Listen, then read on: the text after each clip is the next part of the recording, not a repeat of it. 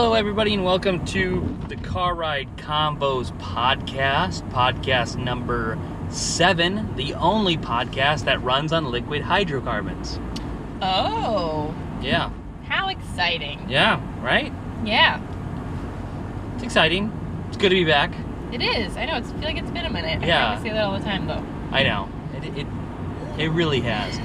Boy, do we have a show for you today. Boy, oh boy. Boy, oh boy. Get excited. Today, we have a new segment called... Appropriately named by Ryan. Let me just give all the credit to you. I don't think it's that original, but you know. I don't think so either. It is what it is. It's called Not Good. Not good. Where we debunk the world's most overrated things because they're not good. Yeah. They're not good. They're not good. Not good at all. And as for that, aside from that, the agenda today is pretty lax. We are driving to get food. Yes. What? Spoiler. I mean, like, wow. Never do that. Never, ever do that. This is a new thing for the Car Ride Convos podcast, getting food and driving an exorbitant amount of miles to get it. And mediocre food. We don't go for like, oh, this restaurant has like top rated on Yelp. It's like, nope. Yeah. Just feel like a sandwich. Exactly. You know what I should do? I should hit this person sitting at a green light. Please do. Oh my gosh. You should. Yes. Road Rage Podcast. Road Rage Richard. Podcast. Yeah, but the food thing, so weird. One day, Kristen and I, being from Illinois like we are, yeah, man, I'm killing for some Jimmy John's. Am I right? And Kristen's like, can you go out and get some Jimmy John's? And I'm like, yeah, you read my mind. I want Jimmy John's. And there's 2 or 3 locations located south of Boston that we can hit up pretty easily. Not really. Everything here is just a nightmare to drive to. But I did it anyway. And just like that, overnight, all of those stores closed. They're gone. They're all gone. Like, for no reason. Maybe the sales were a little low. Like, I don't think... Maybe it has to do with everybody boycotting the company because that guy shoots animals Oh, in Africa. You know what? Yeah, that's true. Because part of me hates going there because of that, but yeah, not to get on it, like off topic, but I'm not one to boycott things, and that's a totally different story. Oh yeah, not gonna get into. Let's say that for the next rants and raves, man. Yeah, that's a good one. Stay tuned. Yeah, stay tuned.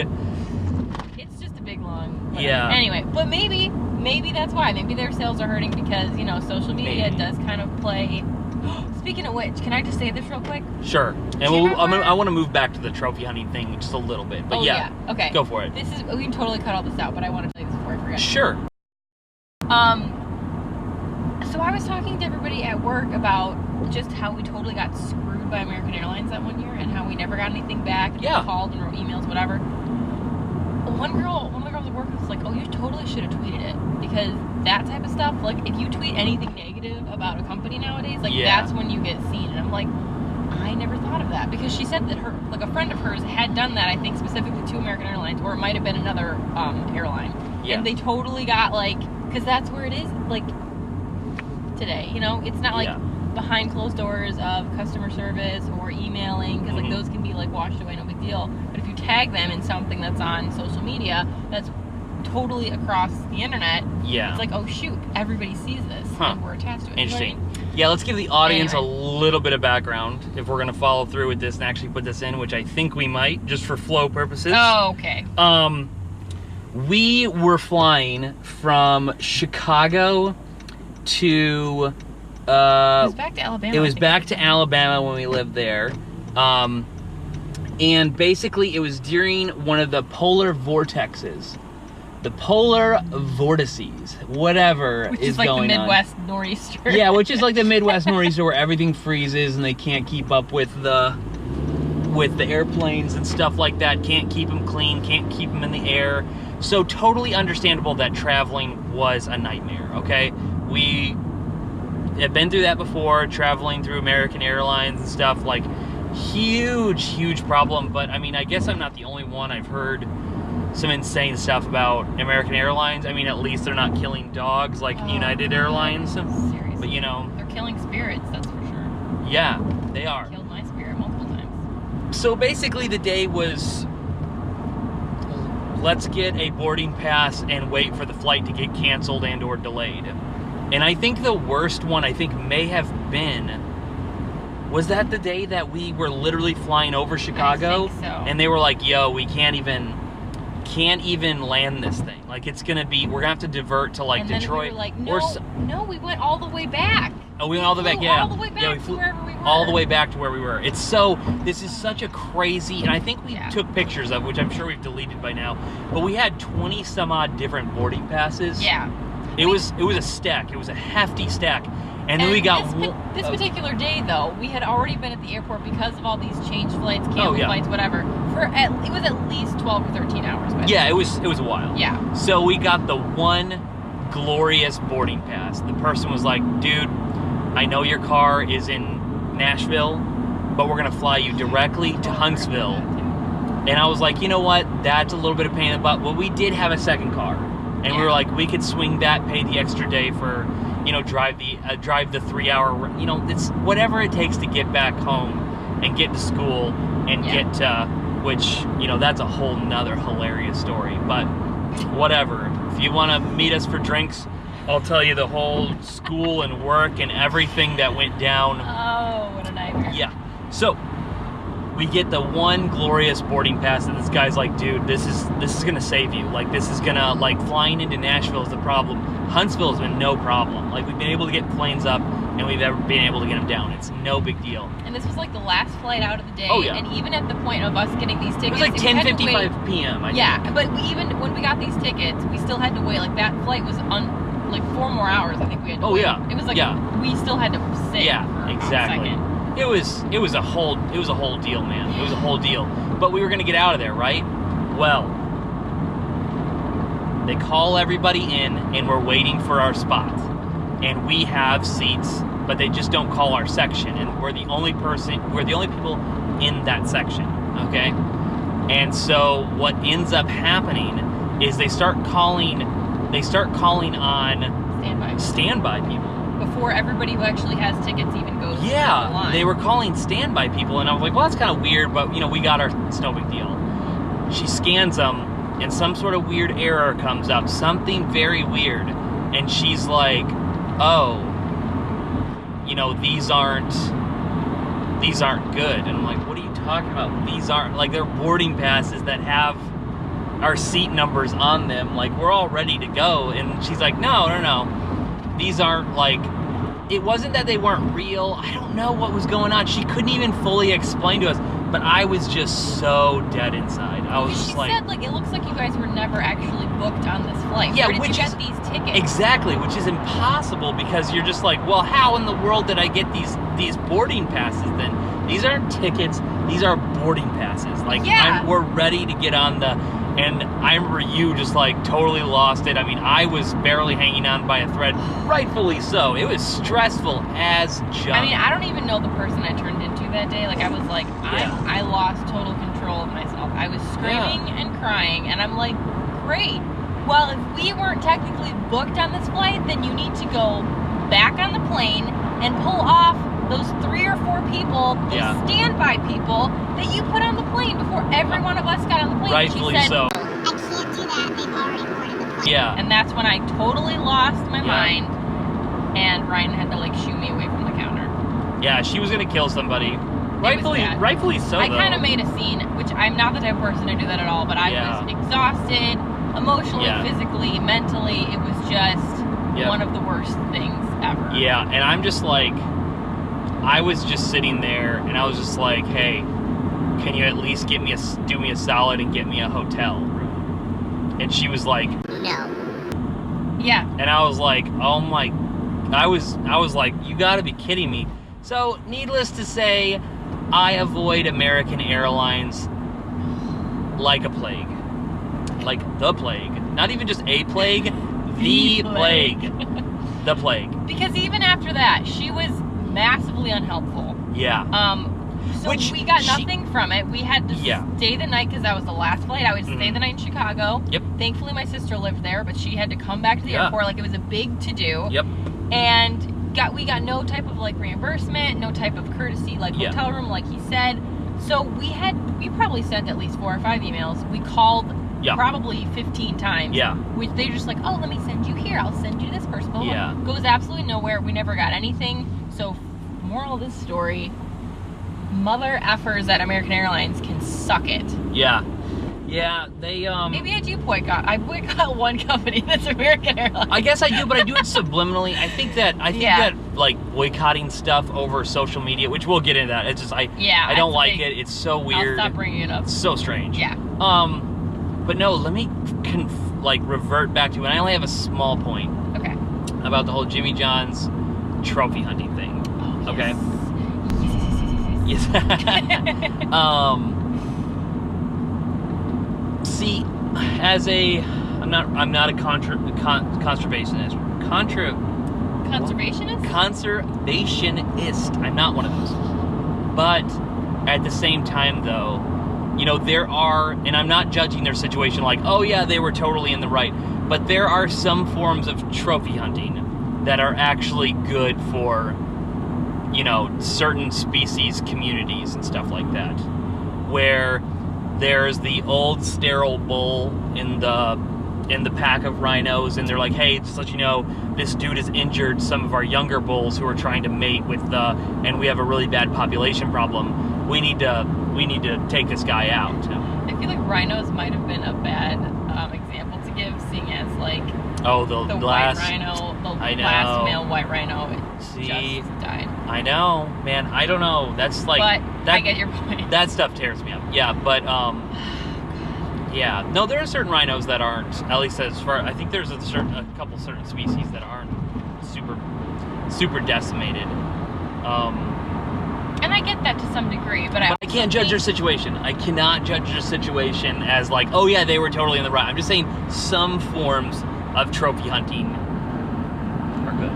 But I think that's a very small percentage is the problem. I don't think that's a very true to typical trophy hunting at all. Like, I think people are going out, they want to kill something like, well, have you heard the whole thing like giraffes now are becoming endangered because those are like a big thing to kill now? Really? Yeah. See, the thing is, I don't know the percentage. And like tigers. I mean, and again, tigers have been like that for like a long time. No, I know, but I'm saying like the things that people want to kill are things are like lions, like And I mean, more often than not, these people are going out of their way to like find where the lions are living, like totally harmless to other people or any other whatever, and are killing them just to say they killed them. My issue is that I would never pull the trigger on something that I would not myself eat and utilize the materials of that animal. Right. I totally even if someone was like, all right, we're going to take you on a hunt. You need to kill this old bull that's like really like killed one of our younger bulls that are fertile and stuff like that, and do it for the population. I'd be like, no, you do it. Like, I will pay you to do it because it's just like, it's against me. And if those people say there's like a local tribe around there, they're like, oh yeah, they eat the junk out of rhinoceros. It's like, all right, I mean, give it to like do that. I'm just not going to because I just don't believe in that, If I'm going to kill something, I'm going to eat it, and I'm going to utilize its materials. It's just kind of how I was raised and stuff, and I don't find it to be, I don't know, it's like if conservationists are really like, this is good for this species, then you guys go do it. You know what I'm saying? Like, you guys go take him out, I don't know. Fine. My heart always leans towards animals, though. Like, I feel like animals are way better than us anyway. Yeah. I mean, but in that situation, what would you do? What would you do in that situation if there was like an old bull that was making it impossible for the younger males to mate with the females, and they're like, if this guy doesn't die, there's no way that I myself can do that, though. No, I know, but I'm saying, like, if you had to choose his death or the survival of the species, like, because there are some people, conservationists, that do believe that we should, like, not kill them at all, leave them alone. If they die, if they extinct, they extinct. There's people out there that believe that, which, I mean, I get that, but we put them in their we put them in their situation anyway, you know. But I mean, is that, I guess my other, not like we have a ton of resources or like places to put some of these animals, but I mean, do you have to kill this animal? Like, could you take it to like it's a sanctuary zoo, somewhere? A sanctuary, or like I mean, maybe like a secluded area. Like, you don't have to. Why is killing it the answer? You like, could. Sure, remove it from where the problem is, but see, there you go. You're compromising on good. That's a good idea. Like, that's a solid idea, especially considering me myself, not a huge fan of rhinoceros leather, and I've never eaten rhinoceros, and I don't plan to. So, therefore, why in the world would I ever down something like that? I mean, give me a deer. Animals. I mean, send me somewhere in Wisconsin that's like these deer are jumping out in front of traffic and they're causing fatalities, and it's like they're getting mangled. Let me curb that population. But you know, as far as I don't know, I don't get why people, and like the whole hanging trophies thing is kind of weird for me, I guess, a little bit. I don't like that at all. I think that's really sick, honestly. It's a kind of an interesting thing. I think it's gross.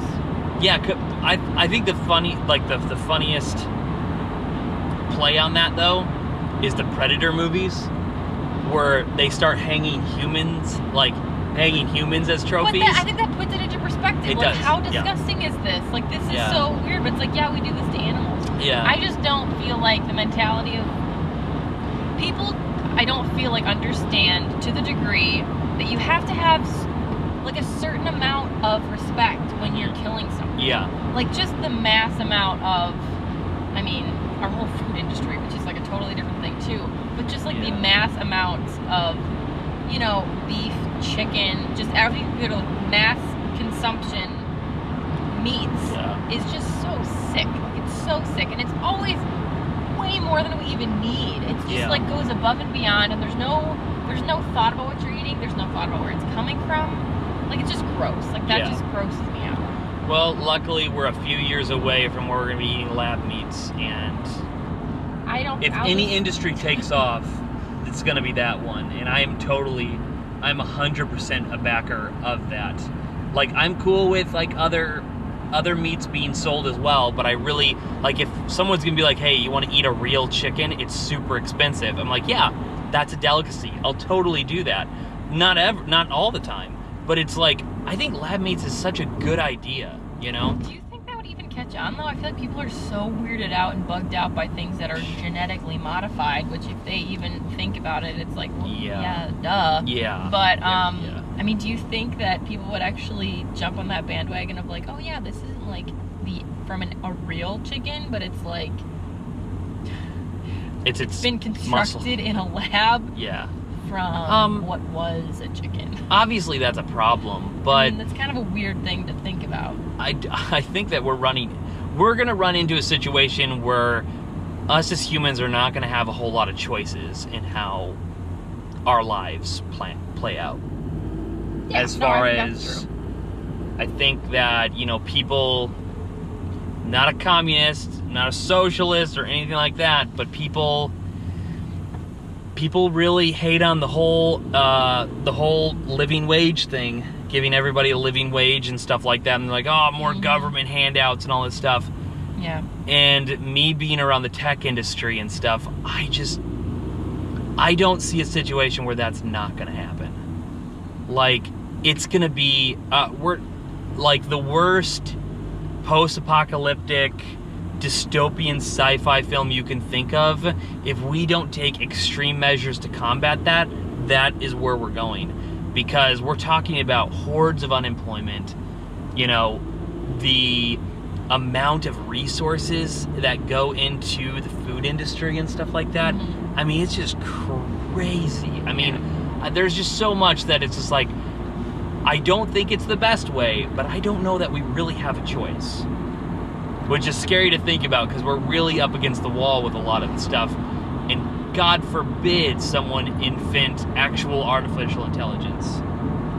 Then the world will probably explode. Yeah. It's kind of scary. I don't even want to get into that. That's a whole long conversation. We're jumping into a lot of like deep topics that are getting a little dark. A little too much for the Car Ride Convos podcast. Yeah. But hey, that's a good segue into our new segment where we debunk the world's most overrated stuff. Not good. That's kind of a good, like, little pose. What do you got? Oh, man. I want you to go first, because this is your segment. I want to know what the vibe is that you were thinking first, and then I'll say the things that have kind of jumped into my mind. Well, me personally, not good. No, I'm hesitant here because our destination is here in a couple minutes. Oh, okay. And my first one right off the bat's gonna be a really long conversation, I feel like. So maybe we'll come back to that. Okay. Maybe. Suspense. If you need me to set the tone for you, then I will go ahead and, because I'm sure you have a couple things to say about it. Mine are dumb though. Like, I think maybe I'm not taking this to as deep of a level. I'm contemplating going full on and just being like, you know what? Peanut butter. Not good. Not good. Well, that's just offensive. I know. I like the taste of peanut butter, but over the years, it's just like... Wait, is this one of your not goods? It could be. I was just thinking about it. I don't know. Oh my gosh. I like the taste of peanut butter. I just think that, like, people who eat spoonfuls of peanut butter are psychopaths who, like, hate their mouths. I've done that. I know. Literally the other day at work, I had a a Rice Krispie treat. Yeah. And I put peanut butter on top. And it was like a fluffernutter. And it was so good. That sounds good. The texture of, like, the thickness that's just, like, in there, it's just like, Don't ruin it. I can't believe that you're saying this. But it tastes really good. I like the taste, and if I was against my back was against the wall, and I needed, like, 1 tablespoon of something to give me a bunch of calories, it'd be peanut butter. I mean, that's hard to beat as far as, like, calorie denseness, right? There's even a lot of sugar in there, too, so it's delicious. Help with the short term as well, so... Yeah, That's disappointing. Yeah, I mean, sorry. I just, like, it's just like a hard, like, just like thinking of like the H3 like edit, like that guy. Oh, ew. Well, that's disgusting. Back to your teeth, like all that weird stuff he was doing. Very weird. Okay, well, if you're saying something like that, then I'll say one that popped into my head. Sure. Or that I was thinking about, whatever. Yeah. I think Canada Goose coats are not good. Not good. Because it has nothing to do with, I'm so sick of hearing people say, this is the warmest coat I've ever had. I'm sure it's a very warm coat. Yeah. But the fact that that's like the only coat that could keep you warm in the winter, basically is what people act like, for like $1,500. Yeah. No. It is like a fashion statement. It's a status symbol. It is just a bunch of bullshit. Yeah. So that's like 7 on you now. 0 for me. That's not good. Not good. Swearing isn't overrated. Swearing is great.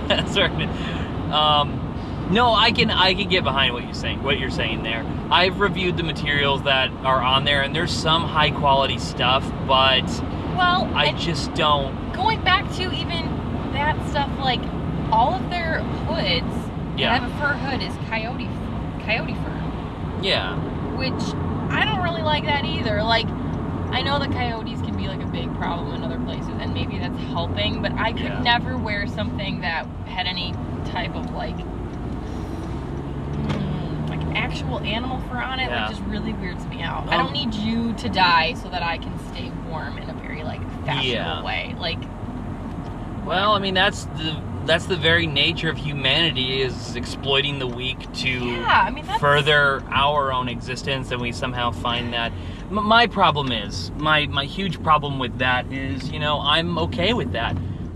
But I get concerned at the source of where that comes from. Yeah. Are you getting it from a place where coyotes are overpopulated and are decimating other populations of animals? Yeah.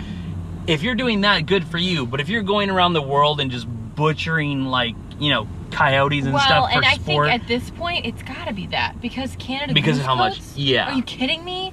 And it depends on the yield. Everywhere. It depends on the yield and, like, how they're able to You know, if they were to be like, oh, we get from every one coyote, we get 100 hoods. Like, that's how good we utilize them. Right. Good for them. But if it's something like, oh, yeah, we get one coyote per one hood, then it's like, oh, man, like, you're really... I mean, because I think 2 years ago, those coats just blew up. It was crazy. Yeah. I have a problem with the price. I think $1,000 for something like that, and reviewing the materials that they're made out of, you would think they were made with a little bit higher quality materials. Yeah. It's not. It's just, I don't know. It's just not something that I was like, oh yeah, nope, not good enough. Compared to, I look at the $1,000 coats for guys and stuff like that, and I'm like, oh, you can get some insane stuff. Like, you can get really crazy stuff. I mean, but I couldn't, like, a coat? Yeah. A coat? Like, I'm sure it lasts you a long time, and people tell me that who actually buy them, like, justify it, like, up and down. Mm-hmm. Like, oh my gosh, well, it'll last me for at least 10 years, and blah, blah, blah, and I got black so that I wouldn't get sick of, like, the red one if I bought a red coat. And it's like, girl, I bought my coat for, like, $80 on Black Friday, and it's warm enough. It's good enough for me. Like, I'm not spending $1,500 on a coat. Incoming sexist comment from Ryan here. Uh-oh. Your girl who just said she's been wearing it for 10 years?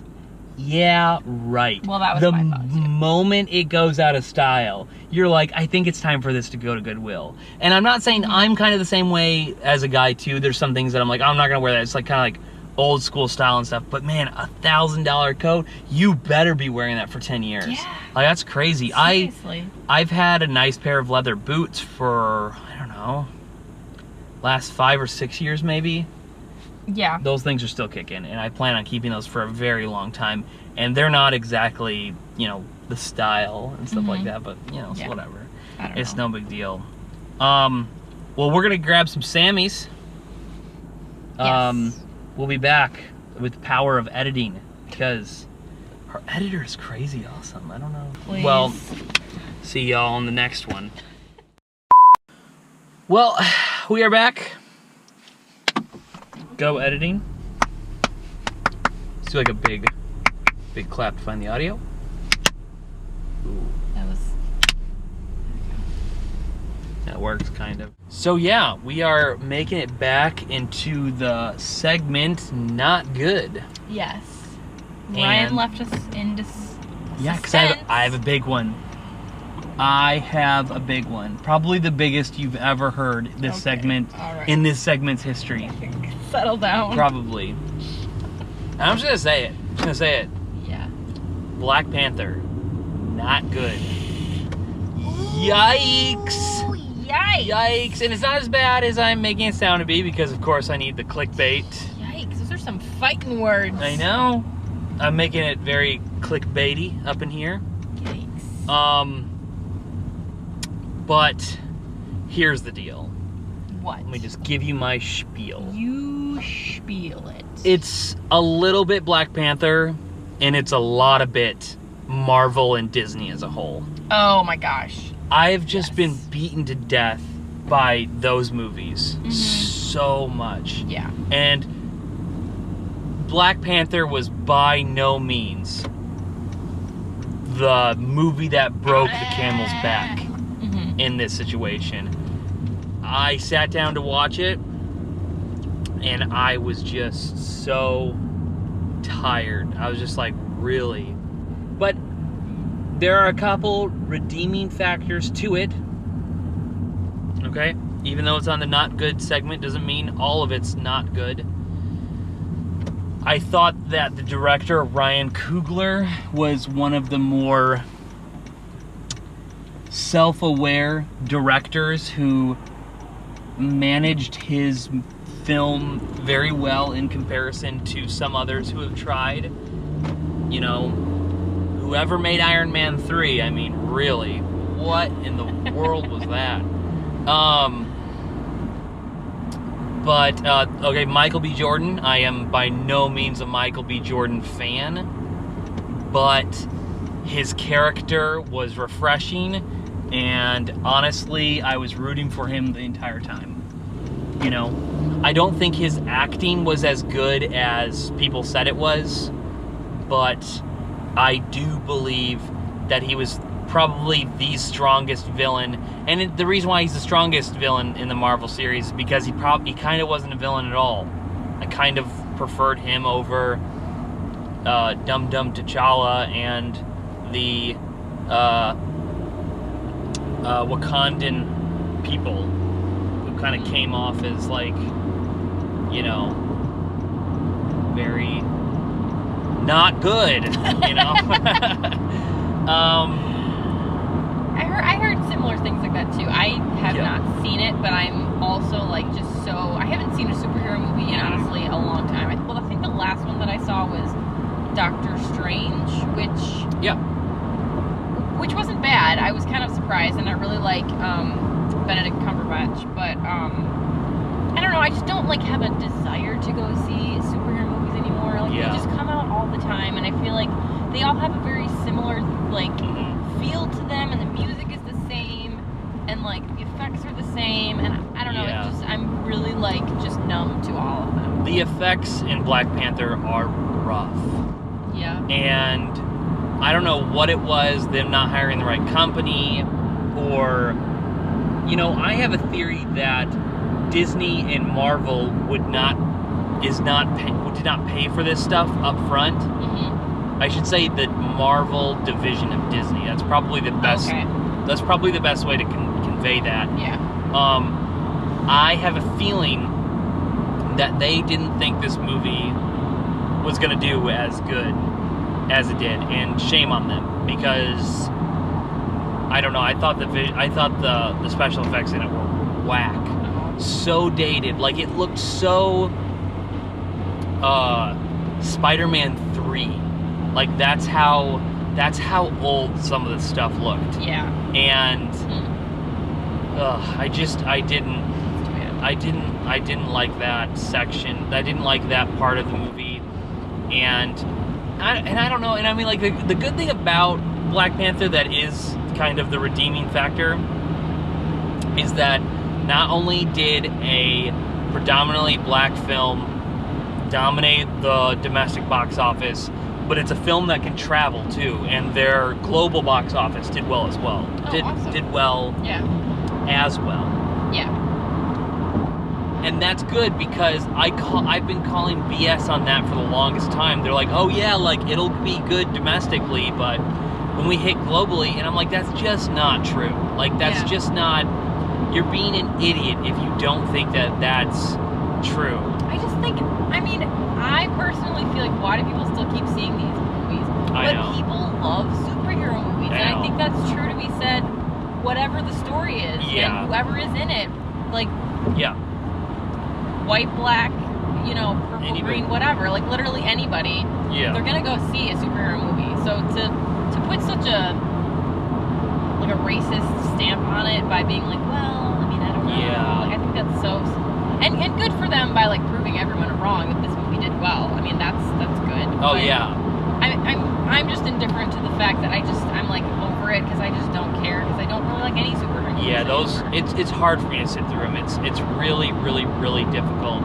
And like the thing that kind of annoys me is like with this like the women's leads and like the minority leads in like all these movies and stuff like that like what really bothers me is the stuff that like a lot of it's like, oh yeah, now we can have an all black Ghostbusters or an all girls Ghostbusters, or like a insert like series, or you know, branded like rehashed reboot prequel blah blah blah, over and over and over again. It's like, no, write original movies. I don't care if they're all girls. I don't care if they're all minorities. I don't care if they're all Asian or black or whatever. I'm gonna go see it if it's an original idea, and you're just not getting that, and it's so frustrating, because it's like, oh yeah, you know, Ryan Coogler, you know, he's putting out good stuff, and it's like, well, I don't, aside from Fruitvale Station, I don't want to see Creed, a Rocky spin-off. I've always not liked Rocky. I don't want to see the spin-off of it. oh, but Ryan Coogler's doing this Black Panther stuff. I was like, oh, well, I don't want to see a Marvel movie. I want to see Ryan Coogler be Ryan Coogler and go direct other stuff, you know? Yeah. It's just like... I think the thing that's unfortunate, too, though, is that, like, Ghostbusters, for example, the remake that was just, you know, mainly a female cast, is that I feel like when those movies don't do well, they blame it on things like, oh, well, I mean, it was done with all females. It's like, no, maybe it was just a bad movie. Like, maybe it was, like, poorly written. Which it was. Yeah. Yeah, like, which it was. That's what's frustrating, is that, like, it always goes back to that, because, I don't know, I think, whatever. Yeah, and everybody's like, oh, but Hollywood is a business. They need to... Black Panther, good business move, obviously. Obviously. I mean, so it's like, it's not a stretch to be like, oh, let's make an original movie with an all-black cast and it'll do well. Like, that's not a super crazy stretch. Like, people will go see it. And I say that, I'm going to eat my words, because I feel like anything original, regardless of who's in it, that's come out the last couple of years, has just been obliterated at the box office, which is kind of another beef that I have with the Black Panther movie. Is they're like, oh, look at this movie that promotes women and minorities and STEM and minorities and women getting into STEM, which is STEM is like the scientific, you know, like. I know what that means. Okay, just making sure. I don't know if not you, the audience. You know what I'm saying? Like, you're looking at me like, let me tell the STEM phrase so you understand what I'm saying. STEM stands for science, something, mathematics. I say STEM and I don't really use, like, whatever. Right. No, I think it's actually, the weird thing is, like, I think it's teaching. I think the T is teaching, and the E is, like, economics, and then the M is mathematics, I think. It's something super weird like that. Whatever. That's a side tangent. Anyway. But what makes me really mad is this movie was touted as this thing that was like, this movie is good for women, this movie is good for minorities, and this movie is good for women and minorities getting into STEM, and it's really promoting this very cool thing. Yet, it's not original. Annihilation, a movie that is not completely original, it is an adaptation, is a movie that takes these things way more seriously, as a predominantly minority cast, is led by all women, and takes science very, very, very seriously, even though it is in the sci-fi light. Yeah. No one saw it. Critics were saying, is this too smart for audiences?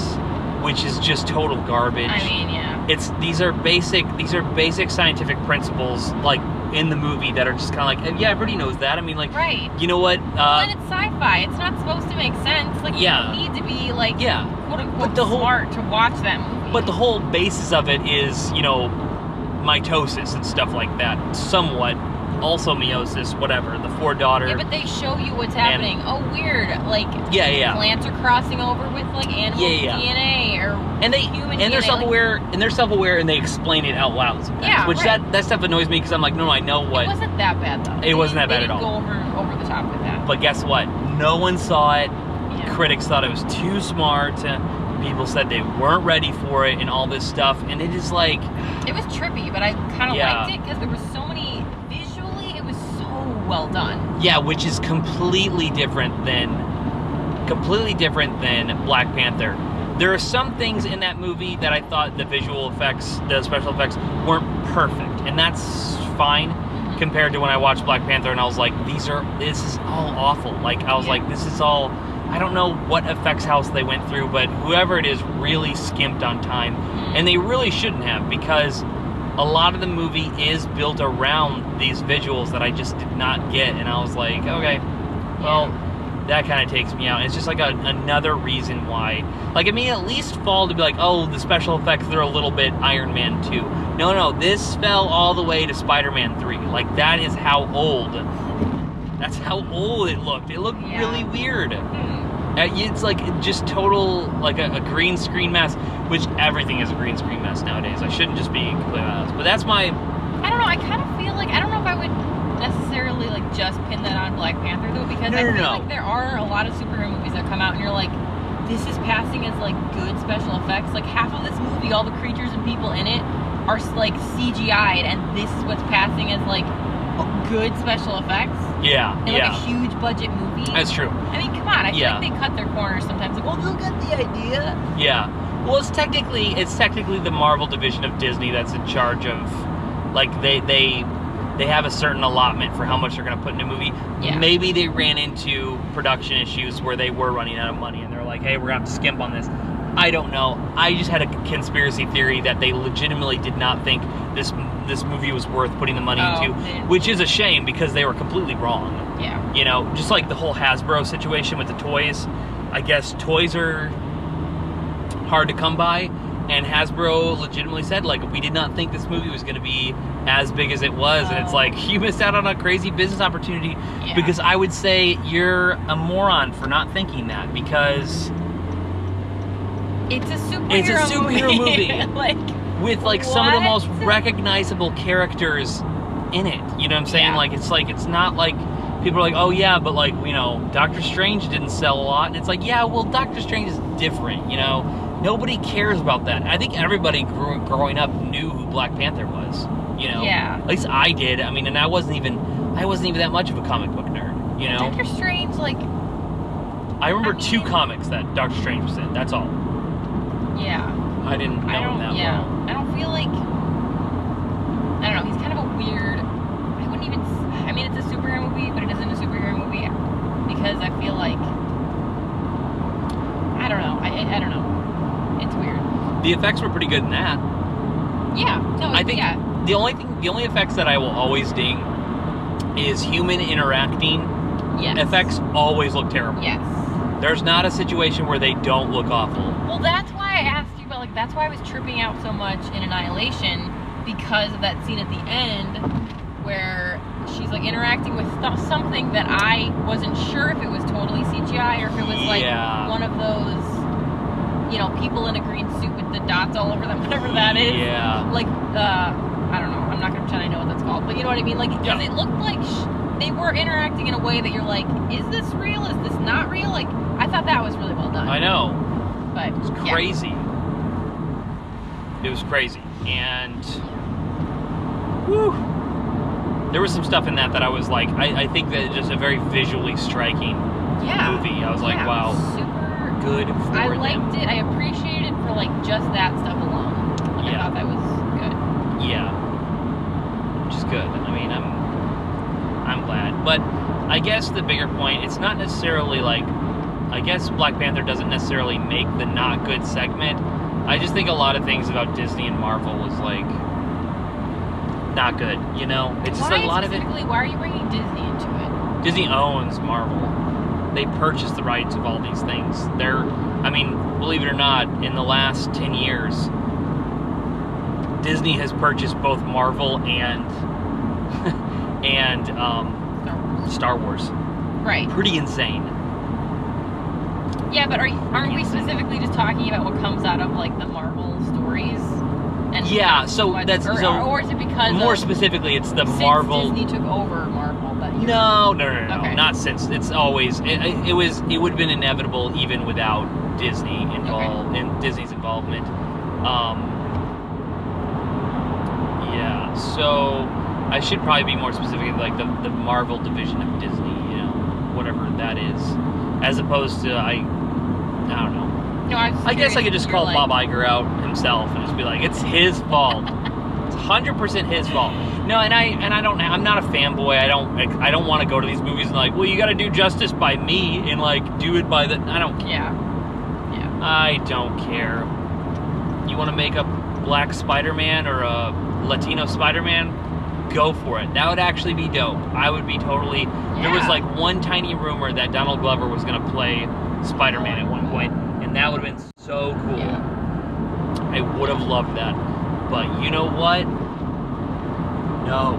I guess we can't have nice things. Right. It's such a weird concept to me that some people have this mentality like, yeah, but that's not who Spider-Man is. Yeah. It's like, why? Nothing about him has anything to do about the fact that he was originally portrayed and drawn as a white male. Yeah. Like, that doesn't matter. It had, like, they don't talk about him like his superpower is coming from the fact that, like, he is pale skin. Like, nothing has to do with the color of his skin, his gender, whatever. Like, so stupid. Who cares? Yeah. Who cares? It's like people are like, yeah, you know that he's actually white, right? And it's like, no, you know he's actually fake and not real, right? Like, exactly.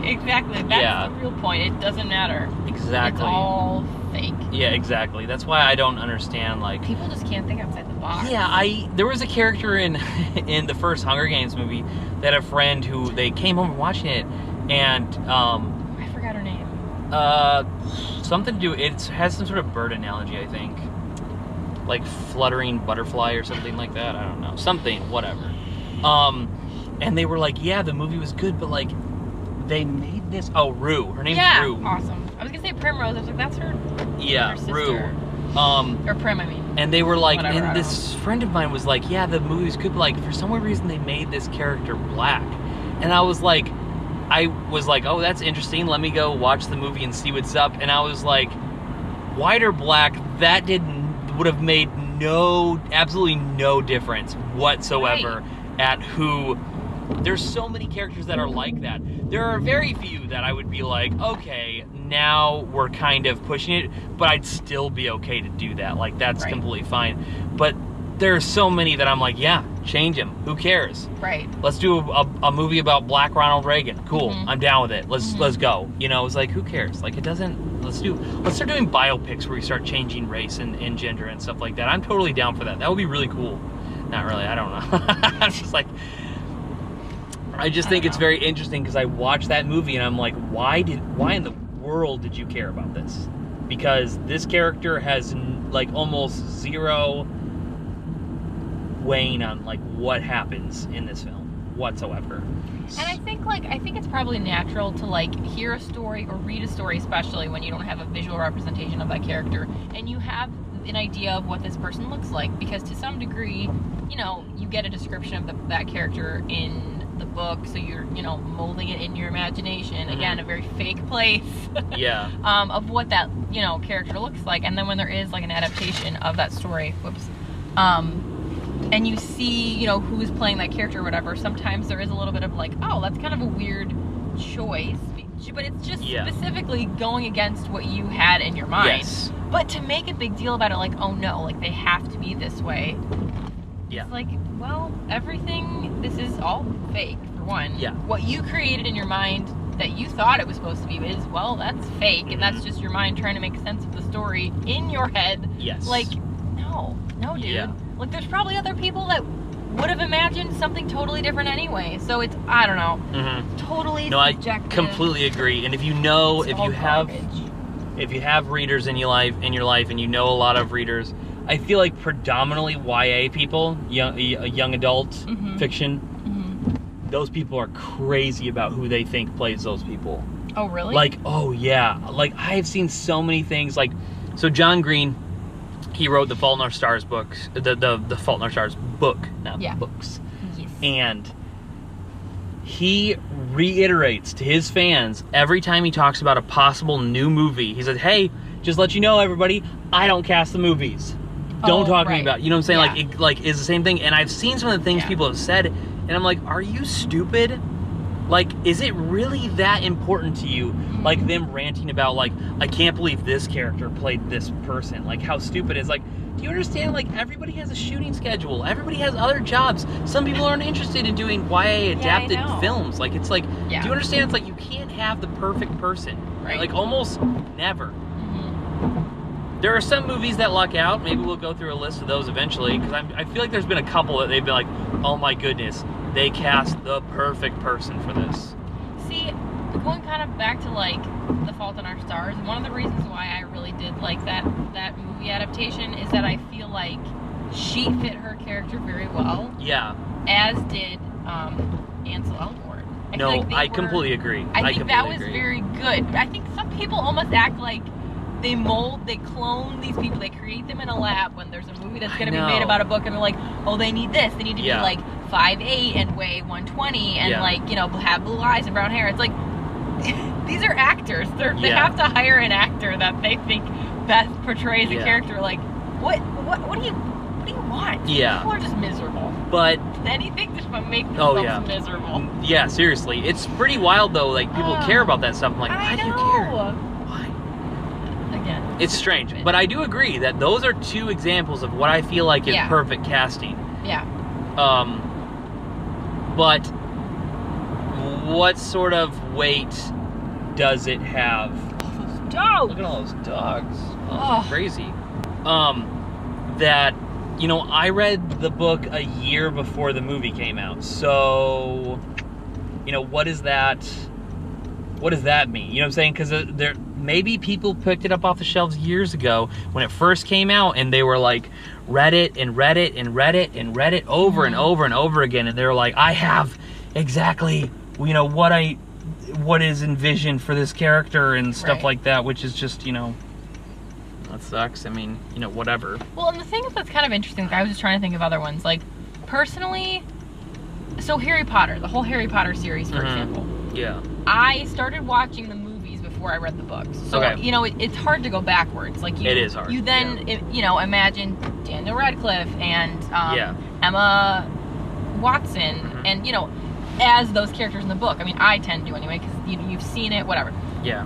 But, you know, now thinking back, like, Hermione, I think, was cast very well what am I trying to say? Emma Watson was cast very well as Hermione, because I feel like she portrayed that character very well. I feel like she's very true to the way Hermione is in the books. Yeah. However, looking back, after, like, I started reading the books, and then kind of at the same time then seeing the movies, and at a point I came to where I had then read the book, and then I was waiting to see what that movie adaptation was. I don't really feel like Daniel Radcliffe really was super true to the way that Harry Potter's character was. Interesting.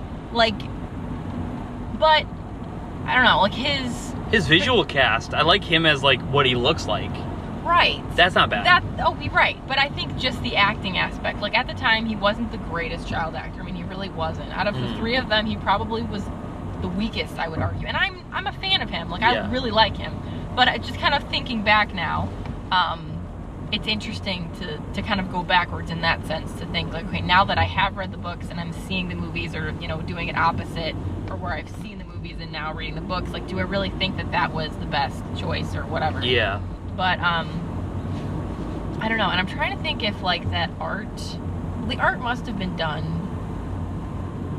when the book's released? Yeah. I believe so. I believe so. I don't know who the original illustrator is, but... Yeah. But, anyway. No, But then again, you probably could have picked, like, 150 kids if you just give them a weird little haircut and those glasses, and it's like, oh, he's Harry Potter! Yeah, exactly. So. I'm just glad that Daniel Radcliffe was ever able to overcome... No, I agree, because what is the name of that movie that's so weird? Oh, Army Man? Swiss Army Man? Swiss Army Man, yeah. Yeah. Weird movie, but I love it. It's so great. There's a lot of great lines, and there's a lot of great philosophy behind it. Paul Dano is great in it. Oh my gosh. Paul Dano's just a killer. Paul Dano, I know. Surprised Paul Dano has not won an Oscar yet, though. I think he's been nominated a few times. He has. He has. He's a good actor. But I don't know if he's ever won before, and I'm just so surprised. He seems to be one of those actors that's very picky about the roles, which I can appreciate. Which is good. Yeah, he wants to be, like, inspired by what he's doing. Yeah. I get it. And he has such a limited, because some people are like, oh yeah, I only pick what I like and stuff like that. Yeah. And they're like, well, it turns out this guy likes everything, you know? Yeah. Which is fine. That's totally cool. Yeah. I don't mind that at all. But it's nice and refreshing to see someone who's just like, oh no, yeah, like I rarely find something that I enjoy. Like, it's like a lot of this stuff sucks. Yeah. So, yeah. Man, the Not Good segment, super deep dive, went from Marvel all the way to Paul Dano and how much we love Paul Dano. Yes. Wow. Yeah. Let's get Paul Dano on the podcast. Oh, Guy's not working right now.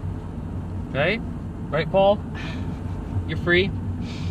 You're free to be on a podcast with 12 subscribers, averaging like high 20 views every week. I mean, you could totally down. I just feel like his character in Little Miss Sunshine is like everything that my personality wants to be. Yes. Well, everything that I just think, you know, teenagers in general, I'm just like, okay, like, wow, like, this is like so much, look at that angst, man, you know? Yeah, it's just, that's such a great movie, too. It is so good. Yeah. It's such a good movie. I need to rewatch it eventually. Yeah, I think we have it. I believe we do, too. We do. we do. And we have the soundtrack, which the soundtrack is absolutely wonderful. Golden, just so good. stellar. It is really good. Man, so crazy. Not good. One not good. Oh, we're gonna get hit by this car. No, we're fine. We're Great. fine. We A-okay. Person figured it out, and they were like, Thank God. yeah. We T-boned on the 7th podcast. Everyone's dream. Maybe we should do like a thumbnail like that, like Car Ride Convo Podcast accident, and we're like, and I'm bleeding. Yeah. And we have bandages. T-boned. Those will get views. Hell yeah. Yeah. That is 8. No, it doesn't count. 0. I think one of our first podcasts, we decided that hell is not a swear. No, ass. Hell isn't a swear either. Is it hell? Maybe, okay. Pretty sure Whatever. we said both of those. You've been absolved. I edit this anyway. I am the can do whatever priest. I want. You are I absolved. refuse to put the ticker on the screen. No, okay. That's fine. That's fine. It's crazy. The 7th podcast is in the books, man. Yeah. That's crazy. Good for us. You know, good for us. We deserve this. We deserve sandwiches. Sandwiches. Man, I hope these sandwiches are worth it. I hope they're good too. Never had a quote-unquote Jersey Mike's sandwich before, but you would think if anybody's got their sandwiches right, Sandwich? it's Jersey Mike. Yeah. What's up? I'm Jersey Mike. Oh my God. The Dementors. Dementors are everywhere, I guess. Oh man. Well, that is going to do it for our Car Ride Convos podcast number 7. Yeah. We're calling it, man. Yeah. Call it. Call it. Doesn't have a pulse. Call it. That's how it works. And until next week, Yeah. we'll see you on the flippity. Sounds great.